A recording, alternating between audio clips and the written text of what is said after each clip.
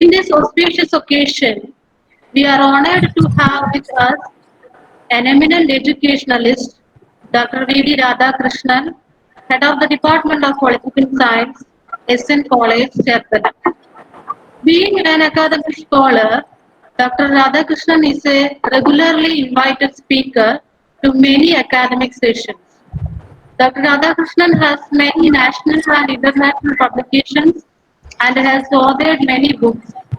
He secured post-graduation in economics, political science, and English literature.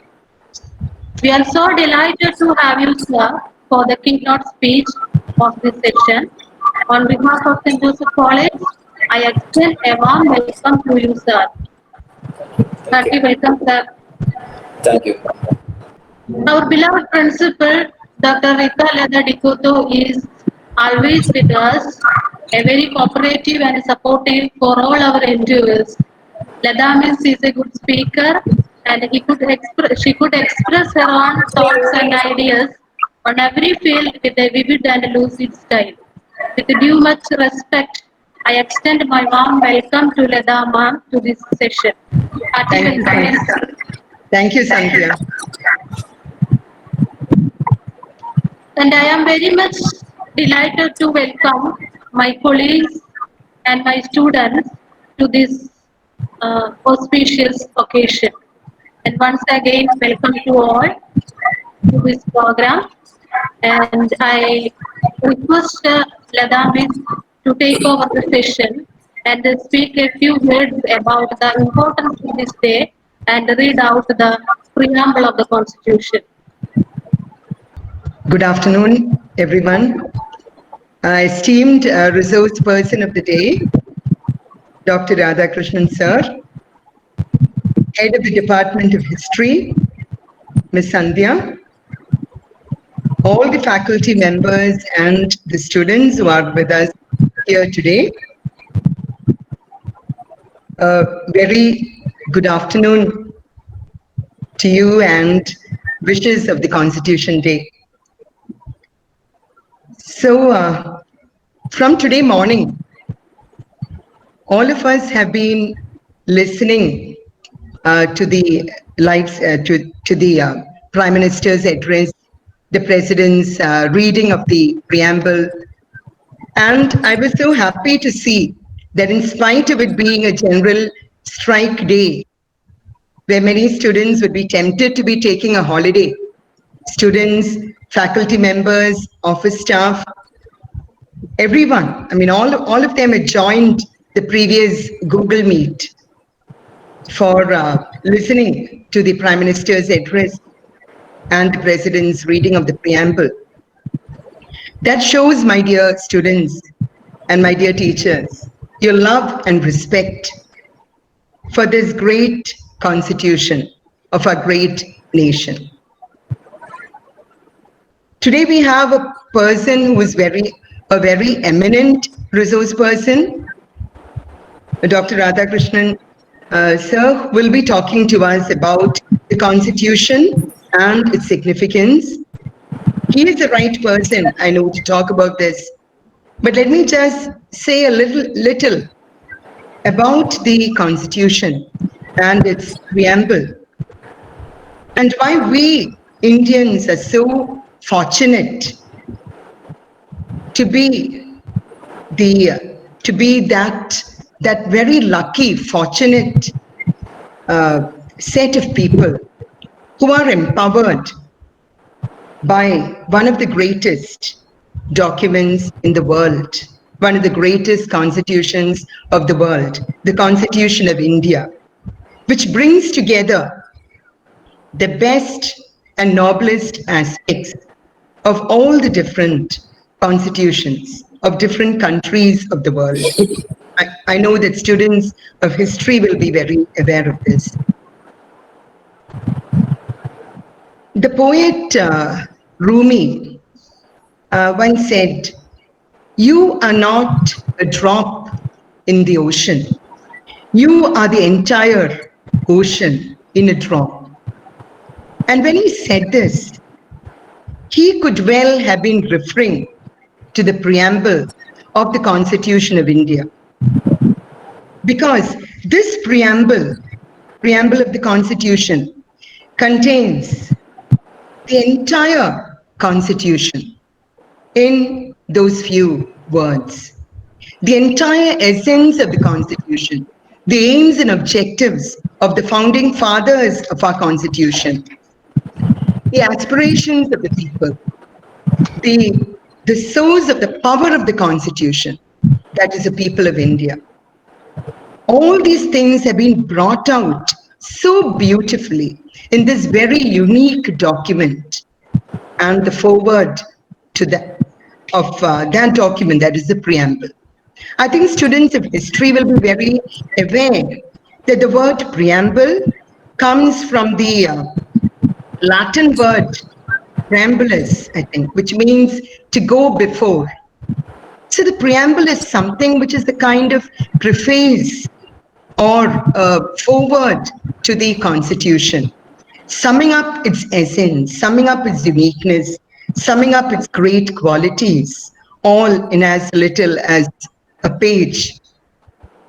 But that brings out the entire essence and celebrates those wonderful qualities of the Constitution, which very unfortunately, my dear students, many of us take for granted today.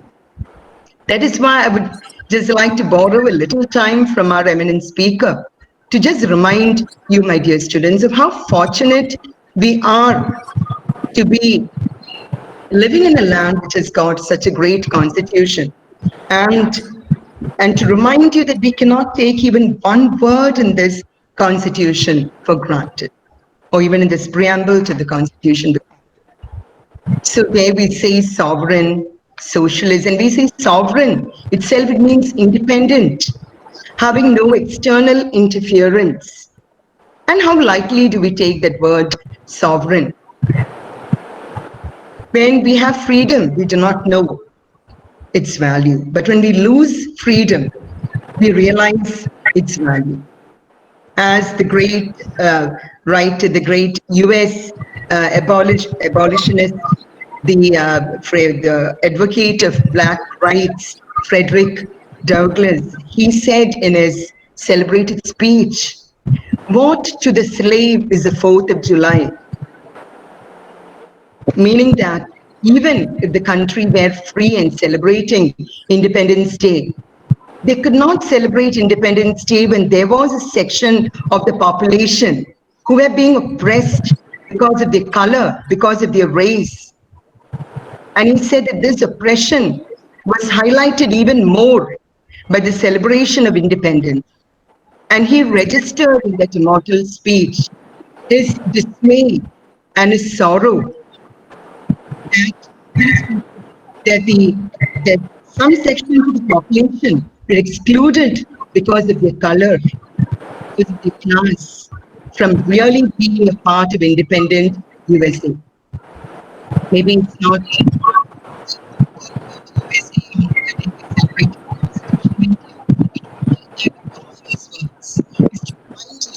that even in our country, where we celebrate the Constitution Day today, let us spare a thought to those brothers and sisters of ours who are subject to various forms of violence, discrimination, oppression on the basis of caste, on the basis of class, on the basis of gender, and on different other bases. Let us not forget, must arm themselves with the power that knowledge gives. The preamble says sovereign, socialist, secular, democratic, and all that. Unless we are armed with this power and this knowledge of the Constitution, we cannot really fully enjoy its benefits. I would also like to remind you that in our Prime Minister's address today, he spoke or he mentioned the link between rights and duties, and he referred to it, pointing out that we can safeguard our rights with every citizen really perform. And he mentioned that Mahatma Gandhi said that the best way to start. So what I was just reminding each one of you is about the greatness of our constitution and the need to be grounded in the knowledge of this constitution so that we can protect the rights of each and every person of our country. And I would also like to remind you of the different principles on which our constitution is founded. That is the principle of secularism, celebrative neutrality, religious freedom, which many of us take for granted. Today, secularism has become a word which is not very welcome, which is not talked about much as our country becomes more and more polarized by the day. But let us remember that we come from a country which has a very rich legacy and tradition of secularism. But our founding fathers were so secular that some of our political leaders did not even consent to attend a meeting where a particular religion would be given more importance. So that is a legacy from which we come. And let us remember that our secularism is not a negative secularism which denies the right to practice religion, but a positive secularism which gives each and every person the right to profess, propagate and practice any religion of his choice. Ours is a positive secularism which assists each and every faith and religion in the country. Okay, so since I can see comments, it is not clear. Sandhya?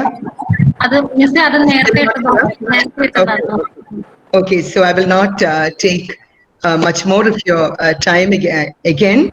So I would just say that I'm very, very happy that today we are celebrating this Constitution of India.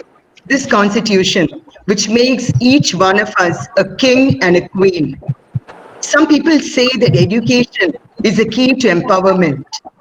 Employment is a key to empowerment. But I would like to tell you that the greatest source of our empowerment, my dear students, is the Constitution of India. Okay, so I would just like to wind up by telling you that our Constitution is the greatest source of our power. Under the Constitution, each and every one is a master. Under the Constitution, each and every one of us is guaranteed the same rights, irrespective of whatever race or class or caste you belong to. Another greatness of our Constitution, which you very well know, my dear students, is that it recognizes that equality itself is not enough. It recognizes the need for equity, which is more than equality. It recognizes that certain vulnerable and disempowered sections of our society have to be given certain extra privileges and concessions so that they can come into the mainstream, so that they can become part of that critical mass which is adequately represented in different spheres. And that, my dear students, is one of the points of greatness of our Constitution. It recognizes it is not enough to be equal. There are those who would have to be given special protection so that they can have a level playing field along with the rest. And today, as we honor and celebrate this very, very great Constitution of India, I would request each one of you to become people who work, educate others, to educate your peers in the greatness of the Constitution, in the rights and duties enshrined in the Constitution. Let this not be the way we think about the Constitution and forget about it the other 365 days of the year. Let us be people who celebrate the Constitution every single day of the year. Let us be those who recognize that the work of the fathers of a Constitution has not gone in vain. Let us make sure that each and every citizen of India is protected by this great constitution. And let us always, never for one moment, forget the uniqueness of this constitution. With that, I would like to go on to reading the preamble of the constitution. As I told you earlier, the preamble is the entire constitution in a single drop. The preamble of the Constitution represents the entire of the Constitution in a few words. And okay, I'm stopping, Sandhya. Can I read the? If it's not clear, shall we ask Sir then to read the preamble so that this is it? If it's not clear, Sandhya. Sandhya. Hello? Hello? Do you want to ask Sir to read the preamble if I'm not clear? Can you hear now? Clear. Sir, no problem. Sandhya. Okay. Hello? Sandhya, Hello? should I read or should we ask Sir to read if you can't hear me? Yes, proceed, madam. Proceed. Unless Sir കേൾക്കുന്നില്ല, so should I read the preamble or will Sir read it? Can you hear? You please read out the preamble. Okay, so I will stop talking and I will go on to reading the preamble, and then we shall be enriched by the session of Dr. Radhakrishnan sir.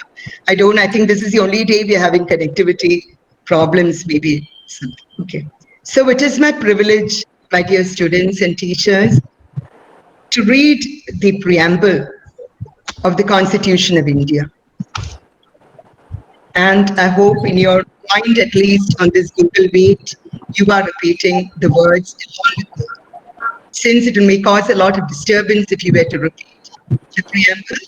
I would just be reading it and you could be just honoring these words to your mind. Presenting to you the preamble of the Constitution of India.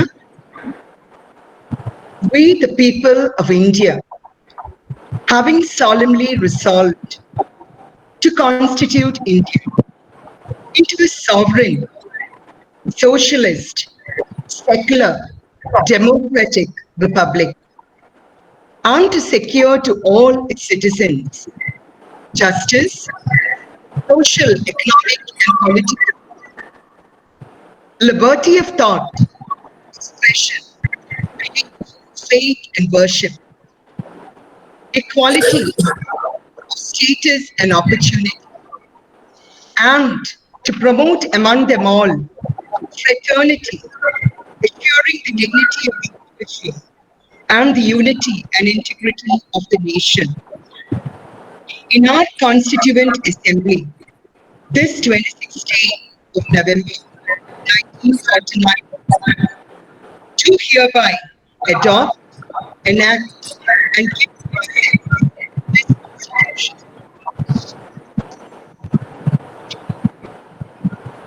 Thank you all. It has been a privilege to read out the preamble in today's session and to speak a little about the Constitution. The words are not clear and I hope it did not go the people who could not hear at all. Anyway, handing over the session to Dr. Radhakrishnan sir. Thank you, Sandhya. Thank you. Thank you, Lada Miss, for your inspiring and insightful words. You excellently explicit all the greatness and all the principal ideas behind the Constitution. Thank you very much. And now I will invite Dr. V.D. Radhakrishnan to take over the session. First of all, I would like to express my thanks to Sandhya and the principal of the college because they have given me a very good opportunity in this period of Corona. I was spending my days and weeks and months lazily, and your decision to invite me to this function has given me much enthusiasm. You have introduce the changes into my laziness. Now I am somewhat awake. But the problem is connectivity problem. I don't know whether all of the students are hearing me. Here is also connectivity problem. Principal has suffered it a lot. Okay, I start. Constitutional development in India has a long history. Actually, it starts from 1773 when the British Parliament passed the East India Company Regulatory Act. The Regulating Act was meant for regulating the activities of the East India Company. Is it audible? Sandhya? Yes, sir. Yes. Yes, sir. Yes, sir. Okay. Yes, sir. Very much audible. Yes. So, from 1773 onwards, there has been tremendous effort on the part of the British Empire, British Parliament, and the Indian leadership to bring about a constitution for India. Actually, the first milestone in the history of constitutional development of India is 1773. So it means that the constitution and constitutionalism has 175 years of history, starting from 1773 and ending in 1949, this day of November. About the 175 years of evolution. That's why I told you the constitutional development in India has an old history. After 1773, there has been a lot of lawmakings in the British Parliament. The 1773 Act was followed by Pitt's India Act, 1784. The Pitt's India Act was to remove some defects of Indian constitutional system. Then came Charter Act of 1813. Charter Act of 1813. By this Charter Act, missionaries were given freedom to start missionary work, to come over to India and start missionary work in India. That was an important act in the history of constitutionalism as well as in the history of our social, political and economic life, because it was the missionary activities in India which changed the cultural scenario of our country, especially in Kerala. And you know what is the contribution, immense contribution of missionaries in Kerala. And your college itself might be an example of the missionary work.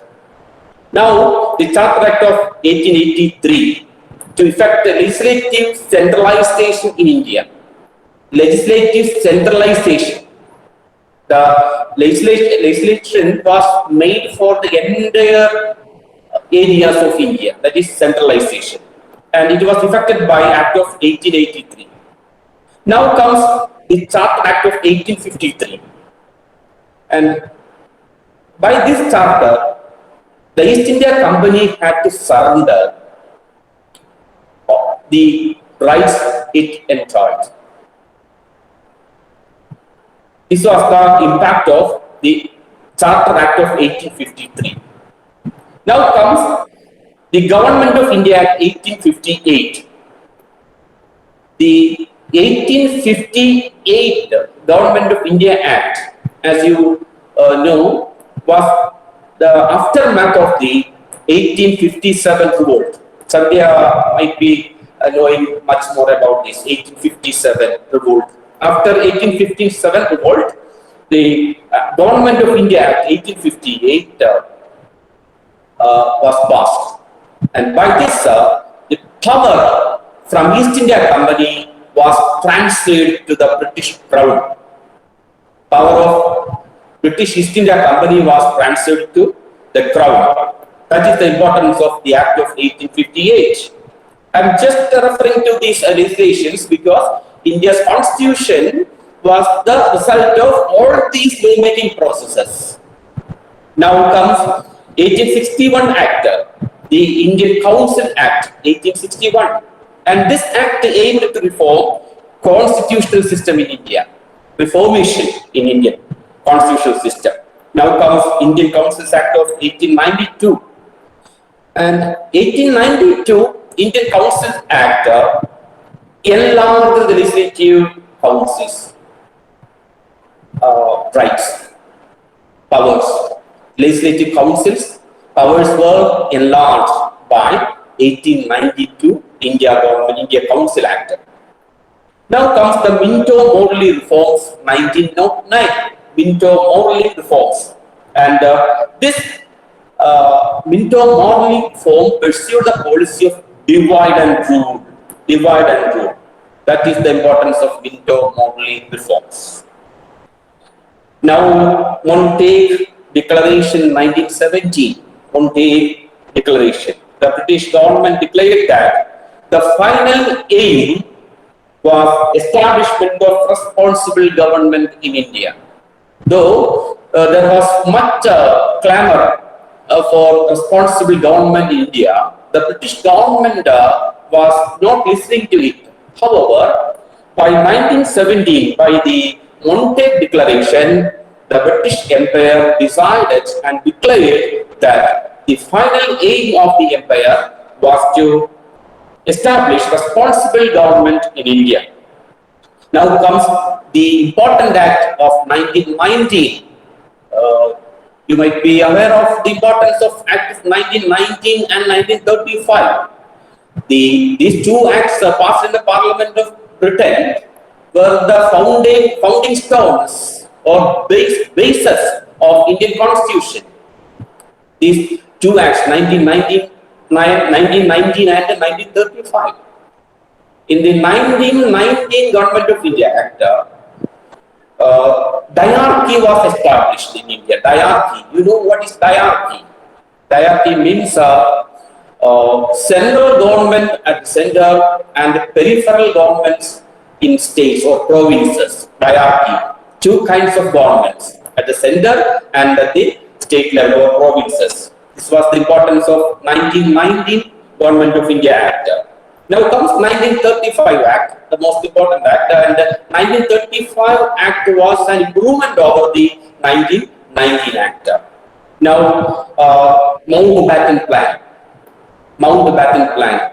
You know, Mountbatten was asked to accept the Viceroy of India, the position of Viceroy of India, and he was asked by the Labour government in Britain to prepare everything for the handover of freedom to India. So there was a plan in the mind of Mountbatten. This is called Mountbatten Plan, and again launched Indian Independent Act 1947. So the British Parliament took almost 175 years to establish a constitutional frame for the Indians, and finally the Independence Act was passed in the British Parliament in 1947. Now, coming back to India and the Indian leaders, we have a lot to discuss. This is only a short history of the constitutional development of India. Now comes the important milestones in the history of constitutionalism. Now I would like to explain what is constitutionalism and what is the difference between constitution and constitutionalism. There is much difference between constitution and constitutionalism. Many countries in the world have constitutions, but it doesn't mean that there is constitutionalism. There lies the difference. Many countries have constitutions, but there is no constitutionalism. Only in a few countries there is constitutionalism. So what is constitutionalism? Constitutionalism means that the supremacy or the treatment of the constitution as the supreme law of the land. That is constitutionalism. Whereas in other countries there is constitution, but the constitution is not considered as a supreme law of the land. Mere existence of a constitution does not enable us to say that there is constitutionalism. There is constitution, but in India here is constitutionalism because constitution is ruling the roost or dominating our Indian activities. It is binding over the executive, the legislature and the judiciary and the common man.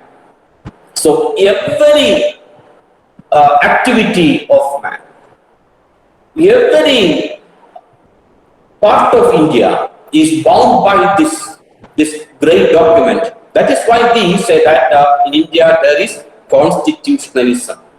That is the difference between constitution and constitutionalism. The right person to say more about our constitution and its making process is none other than Dr. Rajendra Prasad, who was the president of the Constituent Assembly. The demand for constituting a Constituent Assembly was there in India from several decades ago, even before the formulation of the Constituent Assembly. There were demands for formulating a Constituent Assembly. Mahatma Gandhi has put forward this idea of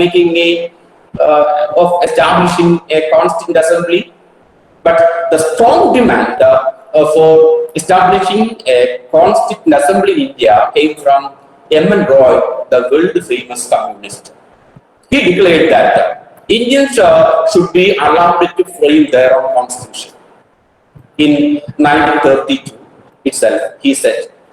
And after that, the demand for making or establishing a Constituent Assembly in India became much more strong.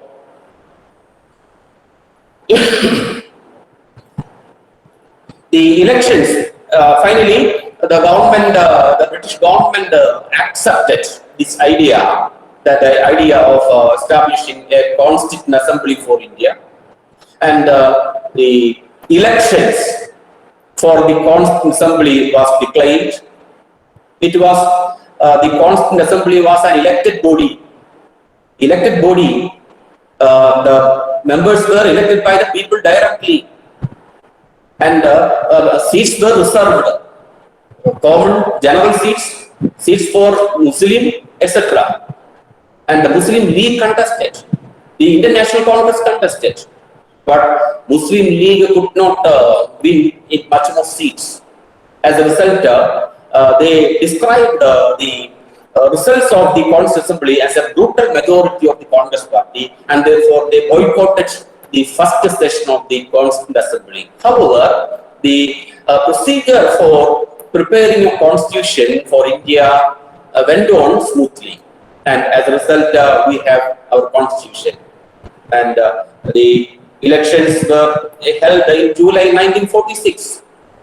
Elections to the Constituent Assembly were held in July 1946. The first meeting of the Constituent Assembly was held on 9th December 1946. 9th December 1946. And Dr. Sachidanand Deva was temporarily elected as the chairperson of the Constituent Assembly. However, after 2 days, on 11th December 1946, Dr. Rajendra Prasad was elected as the permanent president of the Assembly. It was in his capacity as the president of the Constituent Assembly that he became the president of India. First president of India. The major task of the Constituent Assembly, as we know, was the making of our constitution. That was the major task of the Assembly.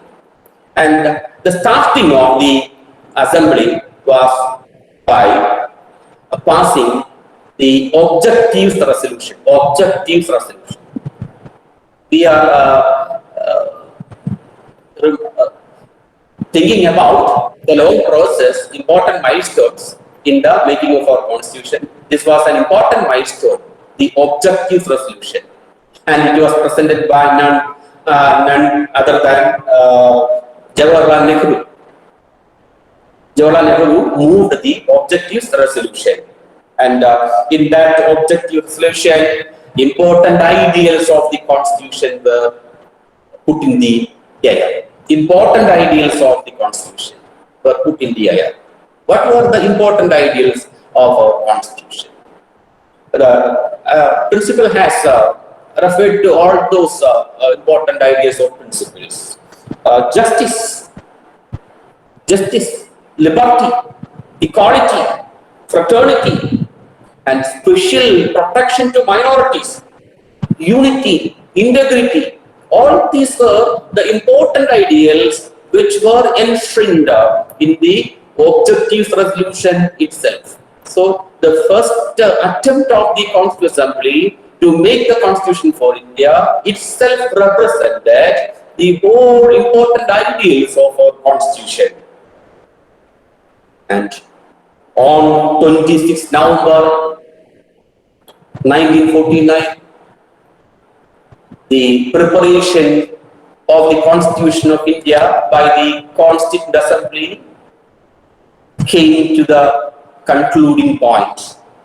And on that day, or on this day of 1949, the President of the Constituent Assembly, Dr. Rajendra Prasad, signed on the draft of the Constitution, and it became the law.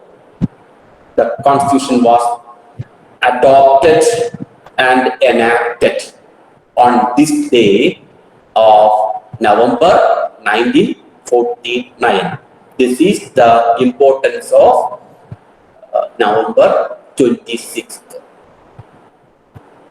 The President of the Constituent Assembly signed the Constitution, adopted and enacted the Constitution. Now, Dr. Rajendra Prasad gives us some of the tells about some of the problems faced by the Assembly while making the Constitution. He says that vastness of our country was the most important and difficult problem faced by the Assembly.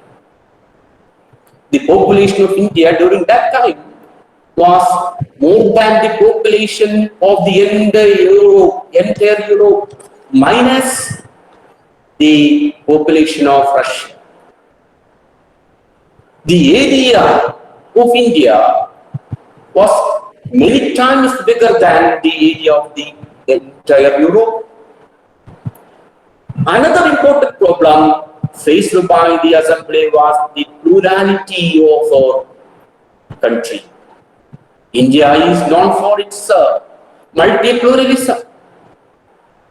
Numerous religions are here. About 6 religions have took birth in this country. And many religions came from foreign lands. Christianity is a foreign religion to India. Islam is foreign to India. So, apart from the religions which grew up, which spread up in the land, foreign religions also came to India. And the population, the people of India gave warm welcome to all those religions which spread up in India as well as which came to India. That is the good old tradition of India. I am just mentioning about this. Now we will come to that point, secularism. Now another problem, as cited by Rajendra Prasad, Dr. Rajendra Prasad, is the princely states, existence of princely states. When the Britishers left India, they said that they had made some arrangements or agreements with the princely states. The British were not ruling the entire land. They ruled only a part of this land. And even that part of our country was ruled gradually. They won part by part, bit by bit. A large portion of India was beyond their control. However, they had made some arrangements with the princely states. There were so many princely states. When they left this country, they said, all the agreements we had made with the princes are now lapsed, and they can choose their own way. You will remember when the British Empire closed its rule in India, the nation was divided into two. The Indian Union and Pakistan Union. Apart from these two unions, there were hundreds of princely states which were standing apart, and they had freedom to choose their own way. This was the declaration of the British Empire. So handling the princes and urging them to join the Indian Union was an important problem faced by the Assembly. India had to make a constitution for the entire country, but the princes were standing apart, and they had their own personal intentions. However, the Assembly persuaded so many princes, and they invited, the Assembly leaders invited them to be members of the Assembly. Some of them heeded to this advice and joined. Some of them did not, and they were to be pressed for this. And Sir Vallabhbhai Patel took over the responsibility of urging them to join the Indian Union, and it was a great success. And as a result, we have this great country, thanks to the efforts of Vallabhbhai Patel.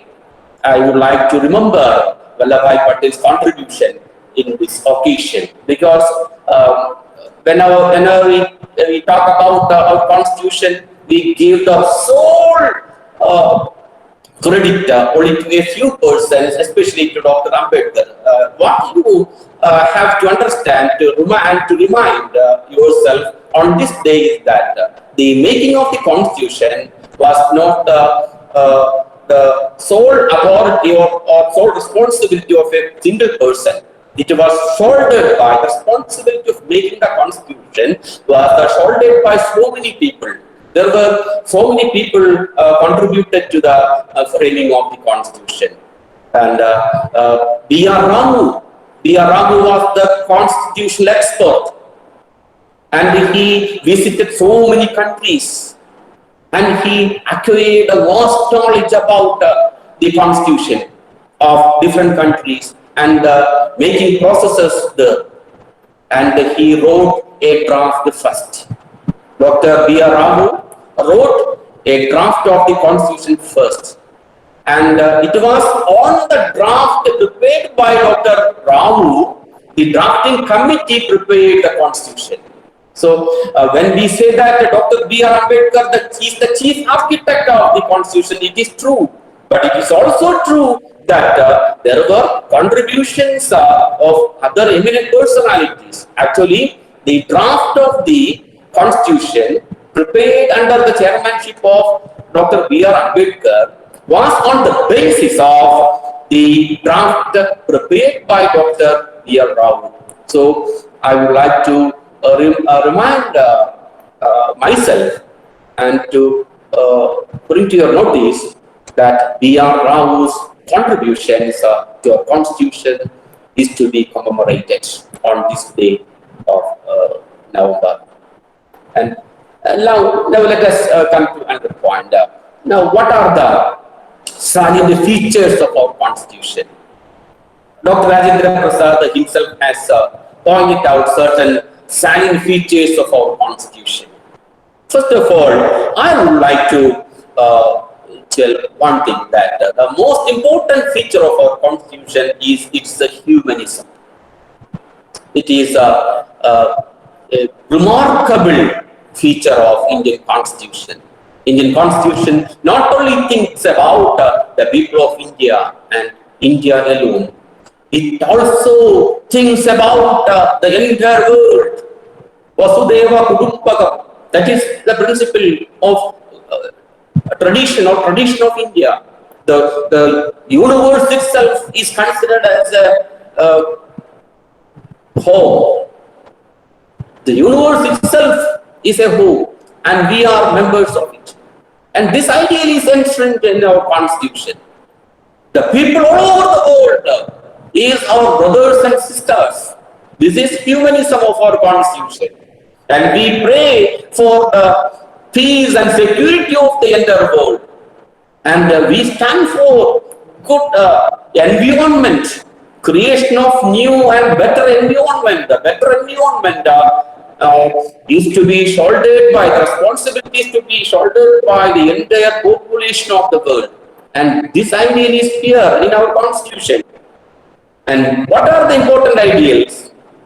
According to Dr. Rajendra Prasad, the president, first of all, it is republicanism. This is very important. Sometimes a question is asked, what do you mean by republic? വളരെ പ്രധാനപ്പെട്ട ചോദ്യമാണ്, കുട്ടികൾ മനസ്സിലാക്കുക. പലപ്പോഴും ചോദിക്കാറുണ്ട്, republic എന്നതിന്റെ അർത്ഥം എന്താണ്? India is A republic. എങ്ങനെയാണ് ഇന്ത്യ റിപ്പബ്ലിക് ആകുന്നത്? How does India become a republic? The answer is here. India is a republic because it has an elected head of the state. The head of the state is elected, though not directly elected by the people. The head of the state is elected by the representatives of the people, and there is double sanction by the people, because the members of the collegium which elected the president are from the Lok Sabha, members of the Lok Sabha and Rajya Sabha, and again the members of the state legislative assemblies. The members of the state legislative assemblies are our representatives. We have elected them, and there is their sanction, their vote. Similarly, Lok Sabha members are elected by the people, directly elected by the people. They are also electing the president. They have vote. So there is double vote of the people in that way. So the president is an elected officer or head of the state. That is why India is a republic. India is not a monarchy. We are not ruled by a king or queen. That is the meaning of republicanism. We are ruled by a head of the state who is elected by the people themselves. Now, another feature is democracy. Ours is a democracy. Democracy is an important ideal. There may be problems in it, or positives, deficiencies, shortcomings may be there. But is there any other alternative to democracy? No. Democracy is an important ideal, and we have accepted it. And now it is thriving more in our land. Though a borrowed ideal, it is thriving more in our country. Democracy. Now adult suffrage, universal adult suffrage. Adult suffrage. സാർവത്രികമായ വോട്ടവകാശം. Universal adult suffrage. പ്രായപൂർത്തിയായ എല്ലാവർക്കും വോട്ടവകാശം നൽകുന്നു. ഇത് തീരുമാനിക്കപ്പെട്ടപ്പോൾ ഭരണഘടനയിൽ അവിടെ തർക്കമുണ്ടായിരുന്നു. There was dispute as to whether it is acceptable in a land where vast majority of people are ignorant and illiterate. Some people argue that ignorant and illiterate people cannot choose the right person, Therefore, they cannot be given the right to vote.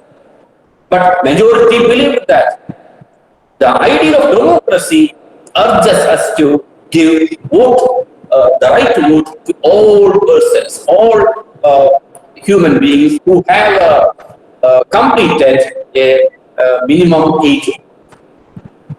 That was the only qualification made. That is adult suffrage, our ideal. Now, independent judiciary, that is another important feature of Indian Constitution. The judiciary is not a stooge in the hands of the legislature or the executive. The judiciary is independent. The Constitution has made the judiciary independent because India is a federation. In a federal system, there should be an independent judiciary for what? For making qualifications in the dispute between states and the center. Independent judiciary is a must for federations. So India has chose this. Now, independent agencies. We have C&AG, Comptroller and Auditor General. CAG is an independent agency. Regarding the CAG and its right, there is much dispute in our state. And some people are criticizing CAG. But what is the fact behind this? The CAG is an independent constitutional body. It is not political. It is doing its job. Whenever the decision or the interference of the CAG is against my intention, I have no right to say that the CAG is playing a role. That is our mistake. The CAG is an independent constitutional body. The UPSC for giving equal opportunity to everyone. The UPSC is an independent agency. This is our one of the features of our constitution. Now, social justice, policy observation. Justice is not a concrete idea. It is an abstract concept. Equality does not mean the equality of unequals.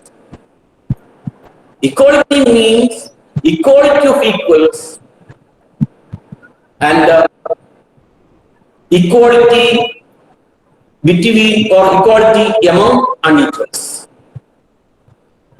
This is the meaning of justice. The minorities, the scheduled castes, the scheduled tribes, they have to be given ample opportunity to come up with the other strata or upper strata of the society, giving it equal or treating them equally. The lower strata and the upper strata is not justice. So justice means unequal treatment of the unequals. Here is this principle, that is policy of reservation. Now, fundamental rights. Indian Constitution gives basic rights or Bill of Rights. It is known as fundamental rights. A part of the Constitution, part 3 of the Constitution is solely devoted to describe these rights. Part 3 of the Constitution. And it starts from Article 12 and ends in Article 35. ഒന്നുകൂടി നിങ്ങൾ ഓർക്കുക, കുട്ടികൾക്ക് മനസ്സിലാകാതെ പറയുന്നു. ഭരണഘടനയുടെ 12ാം വകുപ്പ് മുതൽ 35ാം വകുപ്പ് വരെയുള്ള ഭാഗമാണ് ഭരണഘടനയുടെ 3ാം ഭാഗം. ഈ ഭാഗത്തെയാണ് മൗലികാവകാശങ്ങളുടെ ഭാഗമായിട്ട് അറിയപ്പെടുന്നത്. പക്ഷെ പലപ്പോഴും നമ്മൾ 14ാം വകുപ്പ് മുതൽ 32-ാം വകുപ്പ് വരെയുള്ള വകുപ്പുകളെ മാത്രമാണ് മൗലികാവകാശങ്ങളായിട്ട് പറയുന്നത്. ശരി തന്നെയാണ്. എന്താണ് ആ വ്യത്യാസം? 14 മുതൽ 32 വരെയുള്ള വകുപ്പുകൾ അവകാശങ്ങളാണ് പറയുന്നതെങ്കിൽ 12, 13, 33, 34, 35, Article 12, Article 13, Article 13, 14, 33, 34 and 35. Article 12, 13, 33, 34 and 35. They are governing and explanatory articles. Governing and explanatory articles included in the list of fundamental rights. Actually, the fundamental rights are guaranteed in the 24 articles, that is Articles 14 to 32. 14 മുതൽ 32 വരെയുള്ള വകുപ്പുകളാണ് മൗലികാവകാശങ്ങൾ എന്ന് പറയുന്നത്. മൗലികാവകാശങ്ങൾ എന്തൊക്കെയാണെന്ന് കൃത്യമായി അറിഞ്ഞിരിക്കേണ്ടതാണ്. അത് ഇപ്പോൾ നമുക്ക് സമയം എത്രയുണ്ട് എന്നറിയില്ല. സന്ധ്യ, നമുക്ക് എത്ര ഒരു 10-20 മിനിറ്റ് എടുക്കാൻ പറ്റുമോ സന്ധ്യ? Sir, you can take more than 10 minutes. 10 minutes. 10 more minutes. Okay. 10 minute കൊണ്ട് നമുക്ക് ഫണ്ടമെന്റൽ റൈറ്റ്സ് ഒന്ന് കൃത്യമായിട്ട് പറയാം. അത് വളരെ പ്രധാനപ്പെട്ട കാര്യമാണ്. ഞാൻ പറഞ്ഞു കഴിഞ്ഞു, ആർട്ടിക്കിൾ 14 മുതൽ 32 വരെയുള്ള ഭാഗമാണ് ഫണ്ടമെന്റൽ റൈറ്റ്സ് എന്ന് നമ്മൾ പറയുന്നത്. എന്നാൽ ആ ഭാഗത്ത് 12 മുതൽ 35 വരെയുള്ള വകുപ്പുകളുണ്ട്. എന്താണ് 14ാമത്തെ വകുപ്പ്? പ്രിയാമ്പിൾ വായിച്ചപ്പോ നമ്മുടെ ബഹുമാനപ്പെട്ട പ്രിൻസിപ്പിൾ ഇതെല്ലാം പറയുകയുണ്ടായി അല്ലേ? റൈറ്റ് ടു ഈക്വാളിറ്റി അല്ലേ? 14 മുതൽ 18 വരെയുള്ള വകുപ്പുകൾ, articles 14 to 18. These articles guarantee right to equality. Equality before law. Article 14. Equality before law. നിയമത്തിന് മുന്നിൽ എല്ലാവരും സമന്മാരാണ്. Article 15. This right against discrimination. That is also equality. Article 15. Article 16. Right to opportunity. Equality of opportunity. Article 16. Equality of opportunity. അവസര സമത്വമാണ്. Article 17. It abolishes untouchability. Article 17 abolishes untouchability. PSC പരീക്ഷയ്ക്കൊക്കെ പോകുമ്പോൾ നിങ്ങളോട് ചോദിക്കാൻ കുട്ടികളെ, അയിത്തത്തെ നിർമ്മാർജ്ജനം ചെയ്യുന്ന വകുപ്പ് ഏതാണ്? തൊട്ടുകൂടായ്മ, അയിത്തം, ദുരാചാരങ്ങൾ, അതിനെതിരെയുള്ള ഭരണഘടനയിലെ വകുപ്പാണ്, മൗലികാവകാശമാണ് 17ാം വകുപ്പ്. Article 18 abolishes titles. നിങ്ങൾ മനസ്സിലാക്കുക, തുല്യതയ്ക്കുള്ള അവകാശമാണല്ലോ, റൈറ്റ് ഈക്വാളിറ്റി ആണ്. അതുകൊണ്ട് ടൈറ്റിൽസ് കൊടുത്ത് ആളുകളെ ദേവന്മാരാക്കി നമ്മുടെ തലയിൽ കയറ്റുന്നത് ശരിയല്ല എന്ന് ഭരണഘടന വിശ്വസിക്കുന്നു. അതുകൊണ്ട് ടൈറ്റിൽസ് എല്ലാം എടുത്ത് കളഞ്ഞു. സ്പോർട്സിലും മറ്റു കാര്യങ്ങളും മാത്രം കൊടുക്കുന്ന ടൈറ്റിൽസേ ഉള്ളൂ, അല്ലാതെ ടൈറ്റിൽസ് ഒക്കെ എടുത്ത് കളഞ്ഞു. Abolition of titles. അപ്പൊ അതാണ് 14 മുതൽ 18 വരെയുള്ള വകുപ്പുകൾ. Articles 14 to 18. These articles guarantee right to equality. Now, a set of articles from 19 to 20. Articles 19 to 22. Article 19 guarantees 6 fundamental freedoms. Article 19 guarantees 6 fundamental freedoms. You underline this.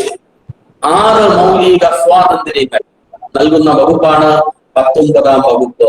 First,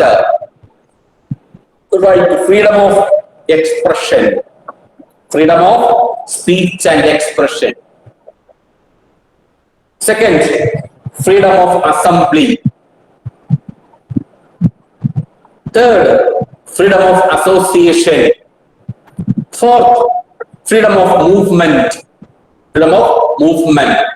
ഓർക്കുക, ഒന്നുകൂടി ഓർക്കുക, 6 മൗലികാവകാശങ്ങൾ 19-ാം വകുപ്പ് നൽകുന്നു.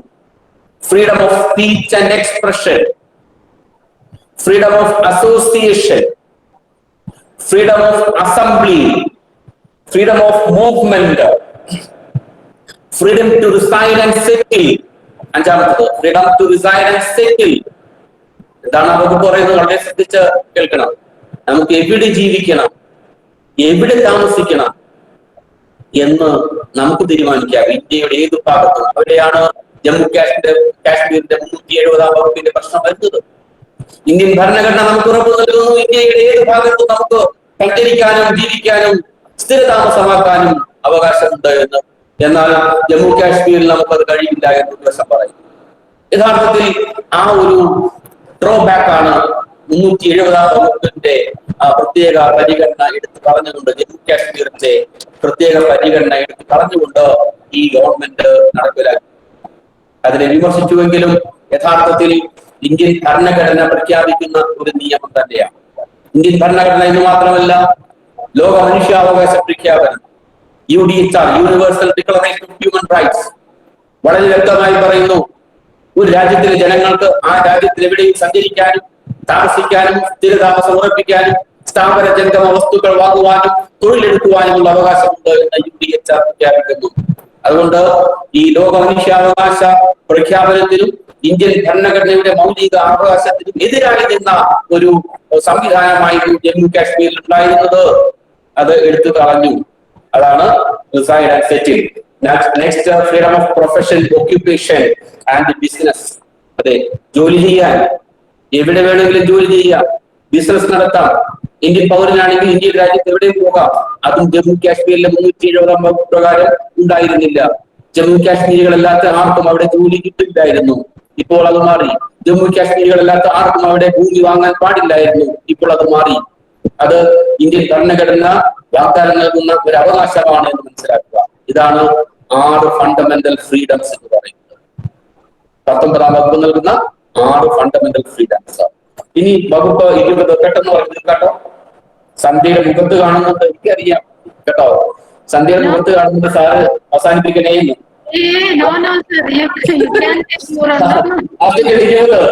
Article 20, protection against arbitrary conviction.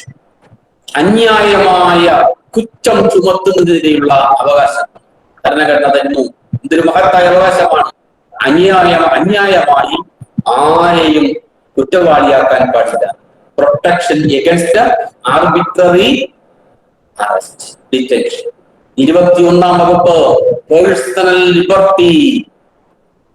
മഹത്തായ ഒരു വകുപ്പ് personal liberty. ആ പേഴ്സണൽ ലിബർട്ടി എന്ന ആശയത്തെ പിന്നീട് സുപ്രീം കോടതി പലതവണ വ്യാഖ്യാനിച്ച് അതിന്റെ ആഴവും പരപ്പും വർദ്ധിപ്പിച്ചു. അതുകൊണ്ട് ഈ 21-ാം വകുപ്പ് പേഴ്സണൽ ലിബർട്ടിയിൽ എന്തെല്ലാം വരുന്നു എന്നുള്ളത് കാലാകാലങ്ങളായി മാറിക്കൊണ്ടിരിക്കുകയാണ്. എങ്കിലും ഞാൻ അതിന്റെ വിശദാംശം കുറച്ച് പോയിന്റ്സ് മാത്രം പറയാം. 21-ാം വകുപ്പ് ഉൾക്കൊള്ളുന്ന പേഴ്സണൽ ലിബർട്ടി ഇതൊക്കെയാണ്. 1, right to privacy. 2, right to pollution free environment. Pollution free environment ആലോചിച്ച് നോക്കുക. ഭരണഘടന പറഞ്ഞു എന്താണ്? മലീമസമല്ലാത്ത ഒരു എൻവിയോൺമെന്റിൽ ജീവിക്കാനുള്ള അവകാശം മൗലിക അവകാശമാണെന്ന് പറഞ്ഞിട്ടുണ്ടോ നമ്മൾ? അതെ, പൊല്യൂഷൻ ഫ്രീ എൻവിയോൺമെന്റ്. പിന്നെ right to live with human dignity. Right to life എന്ന അവകാശം വെറുതെ ജീവിച്ചാൽ പോരാ, പട്ടിയെയോ കുറുക്കനെ പോലെയോ ജീവിച്ചാൽ പോരാ. മനുഷ്യനായി ജീവിക്കാനുള്ള, അന്തസ്സോടുകൂടി ജീവിക്കാനുള്ള അവകാശം. അതാണ് right to human dignity, right to live with human dignity. Now, right to livelihood. അതെ, ജീവിതോപാധി നേടുന്നതിനുള്ള അവകാശം അല്ലെ, livelihood. Right against sexual harassment, right against solitary confinement, right against bar fetters, right to legal aid, right to speedy trial, right against handcuffing, right against delayed execution, right against handcuffing. നമ്മുടെ അന്യായമായി നമ്മളെ കയ്യാമം വെക്കാൻ പാടില്ല. കയ്യമ്പിക്കാൻ പാടില്ല. അതുപോലെ right against delayed execution. ഒരു ശിക്ഷ നമുക്ക് വിധിച്ചു, പക്ഷെ ആ ശിക്ഷ നമ്മളിട്ട് നരകിപ്പിച്ച് കുറെ കാലം കഴിഞ്ഞിട്ട് ഇങ്ങനെ ശിക്ഷിച്ചുകൊണ്ടിരിക്കുകയാണ്. അതൊരു ശിക്ഷയെ കണക്കാക്കും. അതുകൊണ്ട് ഡിലേഡ് എക്സിക്യൂഷൻ ഓഫ് പണിഷ്മെന്റ്, അതിനെതിരെയുള്ള അവകാശം. പിന്നെ റൈറ്റ് അഗൻസ്റ്റ് കസ്റ്റോഡിയൽ വയലൻസ്. പോലീസുകാരന് പോലീസ് സ്റ്റേഷനിൽ കൊണ്ടുപോയിട്ട് എങ്ങനെ പിടിക്കാന്നുള്ള കാലമൊക്കെ പോയി കേട്ടോ. നേരത്തെ ഉള്ളതാണ്, പക്ഷെ നമ്മളൊന്നും അത് അറിഞ്ഞിരുന്നില്ല അല്ലെങ്കിൽ ഉപയോഗിച്ചിരുന്നില്ല. പട്ടി പാവങ്ങളെ കൊണ്ടുപോയിട്ട് തല്ലലായിരുന്നു ഒരു പണി. അത് ശരിയല്ല. Right against custodial violence. Right to travel abroad. നമുക്ക് വിദേശത്ത് പോകാനുള്ള അവകാശമുണ്ട്. Right to shelter. ഒരു വീട് കിട്ടാനുള്ളത് നമ്മുടെ അവകാശം. അത്രയും ദാനപ്പെട്ടാണ് മനസ്സിലാക്കുക. Right to shelter. അപ്പോ ആഹാരം കിട്ടാൻ നമുക്ക് അവകാശമുണ്ട്, നല്ല എൻവിറോൺമെന്റ് കിട്ടാനുള്ള അവകാശമുണ്ട്, ഒരു വീട് കിട്ടാനുള്ള അവകാശമുണ്ട്. അതാരുടെയും സംഭാവനയല്ല എന്ന് മനസ്സിലാക്കുക. അത് മോഡിയുടെ അല്ല, ഉമ്മൻചാണ്ടിയുടെ അല്ല, പിണറായിയുടെ അല്ല. നമുക്ക് ഉള്ള അവകാശമാണിത്. അതുകൊണ്ട് അതൊക്കെ തന്നിട്ട് ഞങ്ങൾ വീട് കൊടുത്തു എന്ന് പറഞ്ഞ് വർക്കുന്ന ഫ്ലെക്സ് ഒക്കെ ഉണ്ടല്ലോ, അതൊക്കെ എടുത്ത് കാട്ടിക്കളയാം. മനസ്സിലായില്ലേ? നിങ്ങൾ പറയണം ഇത് ഞങ്ങളുടെ അവകാശമാണ്. Right to shelter, right to health care and medical assistance. വൈദ്യസഹായം കിട്ടാനുള്ള അവകാശം. Right to know. അറിയാനുള്ള അവകാശം, അല്ലേ? Right to release and rehabilitation of bonded labour. അതെ, കെട്ടിയിട്ട് ജോലി ചെയ്യിപ്പിക്കുന്ന അവസ്ഥ, അതിനുള്ള മോചനം നേടാനുള്ള അവകാശം. Right against cruel and unusual punishment. ക്രൂരമായ പണിഷ്മെന്റിനുള്ള അവകാശം. നോക്കുക, 21ാം വകുപ്പ് നൽകുന്ന അവകാശങ്ങളാണ് ഈ പറഞ്ഞത്. റൈറ്റ് ടു ലൈഫ് ആണ് അവകാശം. പക്ഷെ ആ റൈറ്റ് ടു ലൈഫിൽ ഇതെല്ലാം വരുമ്പോഴാണ് മനുഷ്യന്റെ ജീവിതമാകുന്നത്. ഈ അവകാശങ്ങളെല്ലാം ഭരണഘടനയിലും പിന്നീട് ഭരണഘടനാ വ്യാഖ്യാനങ്ങളിലൂടെയും സുപ്രീം കോടതി വികസിപ്പിച്ചെടുത്ത അവകാശങ്ങളാണ് മനസ്സിലാക്കുന്നത്. എനിക്ക് തോന്നുന്നു ഞാൻ നിർത്താൻ സമയമായി. 32 വരെ പോകുമ്പോഴേക്കും നിങ്ങൾക്ക് വളരെ ബുദ്ധിമുട്ടാണ്. നിങ്ങളെ ഒരു കാര്യം ഞാൻ പറയാം, ഇപ്പോൾ നമുക്ക് സമയമില്ലെങ്കിലും നിങ്ങൾ വായിക്കണം കേട്ടോ. ഈ ഫണ്ടമെന്റൽ റൈറ്റ്സ് എന്തൊക്കെയാണെന്ന് നിങ്ങൾ എല്ലാവരും വായിച്ച് മനസ്സിലാക്കിയിരിക്കണം. കാരണം ഇന്ത്യയിൽ ജീവിക്കുമ്പോൾ, ഇത്രയും മഹത്തരമായ ഒരു ഭരണഘടന ജീവിക്കുമ്പോൾ നമ്മൾ മനസ്സിലാക്കിയിരിക്കണം ഇതുമാത്രം കഷ്ടപ്പെട്ടാണ് അവരൊക്കെ ഈ രേഖ ഉണ്ടാക്കി വെച്ചത്. എന്നിട്ട് നമുക്ക് വേണ്ടി തന്നിട്ട് നമ്മൾ അത് മനസ്സിലാക്കുന്നില്ല, മോശമാണ്. It's a pity. So you should read at least the fundamental rights, part 3 of our constitution. I have read out the rights guaranteed under Article 21. Article 21 is the right to life. Right to life does not mean mere existence, right to mere existence, but right with the dignity, human dignity, right to life with the human dignity. That is the Article 21. Okay, now I am summing up because of paucity of time. Once again, I register my gratitude to Sandhya and respected principal, and thank you, students. Thank you, sir. It was really an intellectual treat. I have no words to express. Very brilliantly, you explained the every historical facts and the constitutional facts of the constitution, developments of our country, and very clearly you outlined the constitution to our students. There is no doubt all the participants in this webinar immensely benefited from your talk. Thank you, sir, for the enlightening lecture. ഇതിൽ history students ഉണ്ട്, മറ്റു ഡിപ്പാർട്ട്മെന്റിലെ കുട്ടികള്, open course history open course പഠിക്കുന്ന കുട്ടികളുണ്ട്, certificate course, നമ്മൾ certificate course ഒരു Indian കോൺസ്റ്റിറ്റ്യൂഷന്റെ പ്രിൻസിപ്പിൾസിനെ കുറിച്ചൊരു certificate course കൊടുക്കുന്നുണ്ട്. അപ്പൊ അതിലെല്ലാം പഠിക്കുന്ന കുട്ടികൾ ഈ വെബിനാർ അറ്റൻഡ് ചെയ്യുന്നുണ്ട്. ഈ ഇവർക്ക് എല്ലാവർക്കും അവരുടെ കരിക്കുലത്തിലുള്ള ഒരു പാട്ടാണ് സാർ ഇപ്പൊ വളരെ ഭംഗിയായിട്ട്, അതുപോലെ തന്നെ സിവിൽ സർവീസ് ആസ്പിറൻസ് ഉണ്ട്, ഇതൊക്കെ ഒരുപാട് ഉപകാരപ്രദമായിട്ടുള്ള ഒരു ക്ലാസ് ആണ് സാറൊക്കെ എടുത്തത്. വളരെ നന്ദി. വളരെ ബെനിഫിറ്റഡ് ആയിട്ടുള്ള ടീച്ചേഴ്സിനും സ്റ്റുഡൻസിനും എല്ലാവർക്കും. നമ്മൾ വെബിനാറിന്റെ കൺക്ലൂഡിംഗ് പാർട്ടിലേക്ക് പോവുകയാണ്. We move to the concluding section of the webinar, and I request Karthi Anil to propose vote of thanks.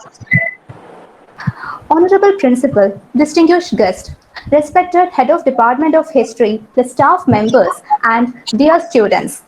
Good evening, one and all present here. On behalf of the Department of History, St. Joseph's College for Women, I feel immense pleasure to take this opportunity to present the vote of thanks. Let me first of all start by giving glory to the Almighty God for making this event a resounding success. First and foremost, I thank our beloved principal, Dr. Rita Lada Dicauto, for her esteemed presence and words of motivation. Her able guidance has always encouraged us. She continues to be our pillar of strength. Thank you, ma'am. Thank you. We are extremely grateful to our special guest, Dr. V.D. Radhakrishnan, Head of Department of Political Science, SN College, Cherthala, for his keynote speech. We express our heartfelt thanks to you, sir, for sharing with our students your invaluable insights. It was indeed an informative session. You have given us a good deal of information on the evolutionary path of the Indian Constitution, its features, as well as the fundamental rights which are promised by the Constitution to each and every human being, which is who are living in this India, in the land of India. We extend our thanks to Okay, you. thank you. Thank you. Thank you, sir. We extend our thanks to the faculty members of other departments and the technical staff of our college for their immense support. Last but not the least, I thank all the students for your cooperation in making this webinar a memorable success. Once again, I thank you all for your attention. Thank you. Thank you very much.